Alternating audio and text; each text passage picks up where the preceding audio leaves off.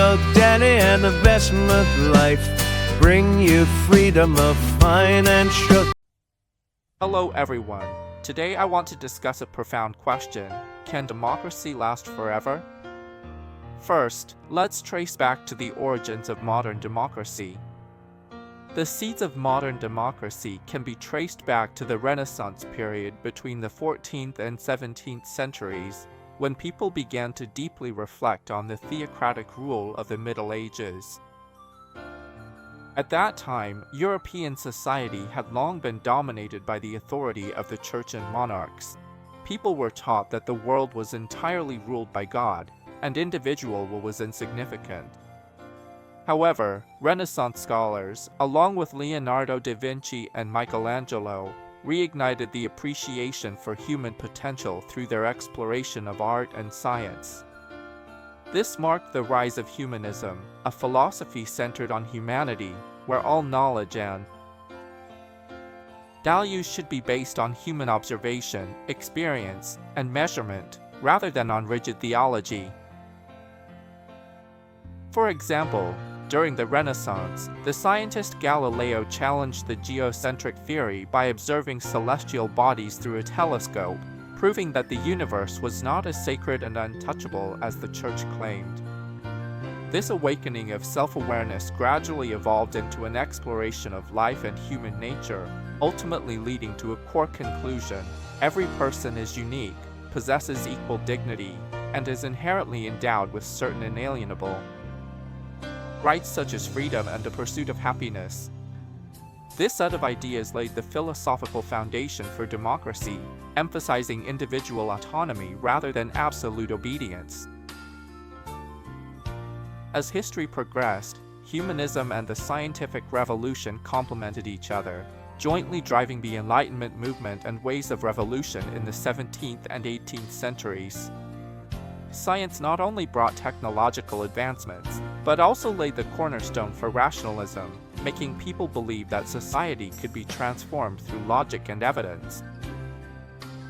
The French Revolution was the pinnacle of this ideology, embodied by Enlightenment thinkers like Voltaire and Rousseau, who championed the idea of natural human rights and inspired the people to resist the autocratic rule of Louis XVI.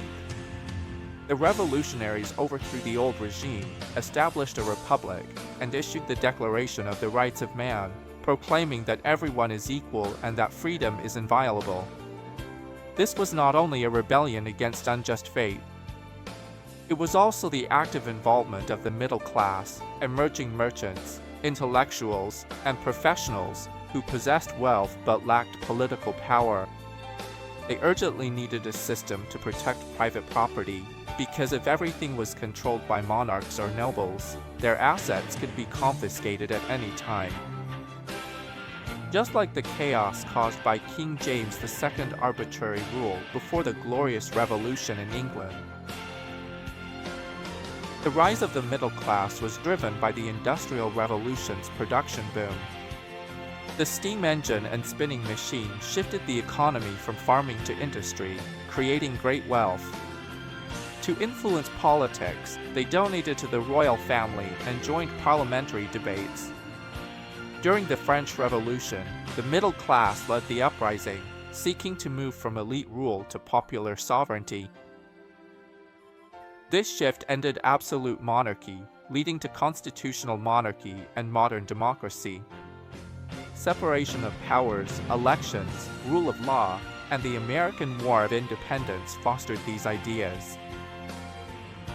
Colonists, influenced by Enlightenment ideas, resisted Britain's no taxation without representation policy and later drafted the Declaration of Independence and Constitution, bringing democracy from Europe to the New World.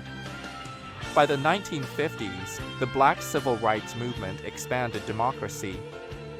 Martin Luther King Jr.'s "I Have a Dream" speech helped pass the Civil Rights Act, changing democracy from a system for white elites to one including all races.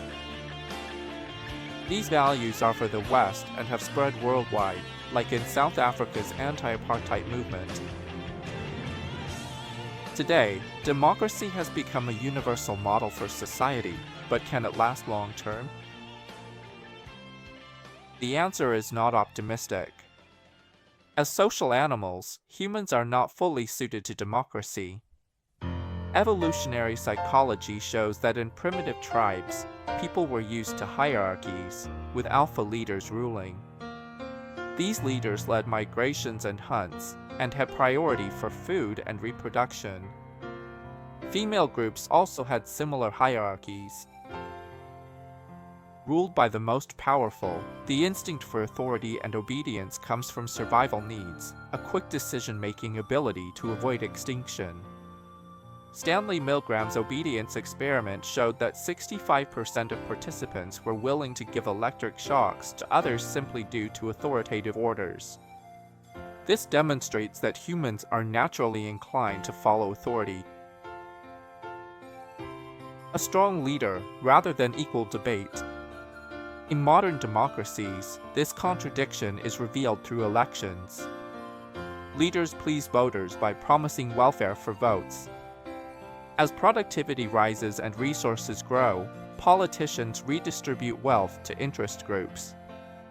This is seen as a strength of democracy, protecting lower-class rights, but if it becomes excessive welfarism, it creates hidden dangers. For example, take the Nordic countries and Sweden. Their welfare systems cover free healthcare, education, and unemployment benefits, allowing low-income people to live without worries, with a standard of living not much different from the middle class. However, the middle class has to pay extremely high taxes, with tax rates exceeding 50%, and on top of that, there's quantitative easing. After the 2008 financial crisis, the US Federal Reserve's money printing caused inflation and reduced purchasing power. In the 2022 European energy crisis, electricity bills for German middle-class families rose by 30%. Welfare benefits were given priority to immigrants and the unemployed, leading to dissatisfaction. The middle class faced downward mobility and more work pressure, losing free time and freedom of spirit. Even the definition of disadvantaged groups is vague. In the end, the cost falls on the people. Taxes are passed to producers, social divisions grow, the left wants more welfare, the right opposes government intervention, like the Tea Party in the US, which protested Obama, seeing it as a socialist plot. With unfair distribution, extremism rises, as in the 1930s Great Depression in the Weimar Republic, where inflation and welfare disputes made taxpayers and the middle class more dissatisfied. After Hitler came to power to restore order, democracy collapsed into authoritarianism. This deepened the crisis in human nature. As dissatisfaction grows, the middle class blames the poor, immigrants, or welfare dependents. People may even give up rights and freedoms, following a strong leader to vent anger. Psychologist Jonathan Haidt's theory explains this as 6 moral foundations: care, fairness, loyalty, authority, sanctity, and liberty. In a welfare-oriented society, if care is overemphasized and liberty neglected, loyalty can shift to populist leaders. Welfare democracies lead to welfarism, causing social contradictions. These trigger division and extremism, dragging down the system. This logic repeats in history. The Roman Republic fell and became an empire due to internal inequality, and Athenian democracy declined from populism. Democracy may not last forever, but it has a self-correcting ability, resetting resources through war or crisis. The Bretton Woods system redistributed global wealth and revived democracy after the war. If abused, it risks collapse. Democracy's values must be protected. We must recognize the tension between human nature and institutions, and use education to prevent crises. Otherwise, history may repeat, shifting from equality to authoritarianism. Facing the inherent flaws of democracy, one thought-provoking path for the future is the realization that AI dictatorship or technocratic rule as the next step in democracy's evolution is not impossible. This isn't science fiction. but rather a logical extension of current AI technology, transferring decision-making power to unbiased, data-driven AI systems to replace the short-termism and emotionalism of human elections. This model could provide solutions. Utilitarianism causes unfair distribution, but this approach helps society run rationally and efficiently.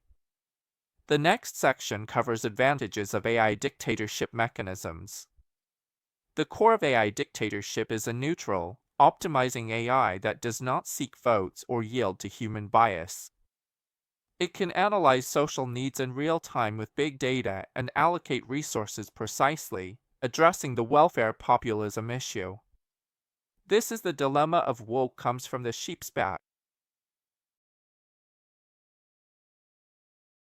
In traditional democracies, politicians often expand welfare to please voters, burdening the middle class and worsening inequality. In contrast, AI can predict economic shifts and inflation with unlimited scenario simulations, and adjust taxes and welfare. For example, AI can tax high-income earners. At the same time, it can provide preventive welfare for low-income groups, such as using AI to predict unemployment risks in advance and offer retraining or UBI, which is universal basic income. To prevent worsening poverty, research shows new generation AI reduces worker inequality, especially helping low-skilled workers by improving job satisfaction and self-efficacy. In education, AI-powered personalized learning tools reduce racial gaps and help about a quarter of students overcome resource shortages. At the governance level, AI can scan national databases to identify systemic injustices automatically. It can quickly correct injustices and address delayed justice. Secondly, this change helps society become more rational, as democracy often falls into populism. Human nature makes policies short-sighted, while AI technocracies, led by super technocrats and focused on algorithms, seek long-term optimal solutions, rare in history. Technocracy shows expert decision-making is more efficient for economic discontent than mass voting. Advanced AI can use global data to simulate effects of climate change, pandemics, or migration, and create preventive strategies. In a welfare crisis, AI does not have to choose between left-wing compassion or right-wing fairness, but can combine both. Heights moral foundations. China's social credit system aims for fair distribution to prevent division but is controversial. Its AI-based supervision and regulation have reduced corruption and improved public service allocation, helping disadvantaged groups get aid faster. In the future, AI could aid global governance. For example, a UN AI panel could detect famine and allocate food aid, easing worry. Implementation can be divided into stages, starting with a hybrid model. Estonia, for example, uses AI for 90% of administrative tasks, reducing corruption and moving toward AI-led decisions. To prevent abuse, human oversight is needed, such as having an ethics committee review and approve AI decisions. Algorithms ensure transparency. Critics worry AI will worsen inequality, but if ownership is shared, it becomes a universal tool. Like how progressive taxation and UBI are discussed on X, these can guide AI toward fairness and inclusivity, not perpetuating inequality. In short, AI autocracy is not a step backward, but rather an upgrade to democracy, removing human weaknesses and injecting a rational engine to address the root causes of injustice, guiding society from chaos to harmony. However, this must be approached with caution, or else it could devolve into a digital guarantee of democracy. The future of democracy may well hinge on this turning point, shifting from the will of the people to the will of algorithmic governance. Please subscribe and follow New York Daddy Investment.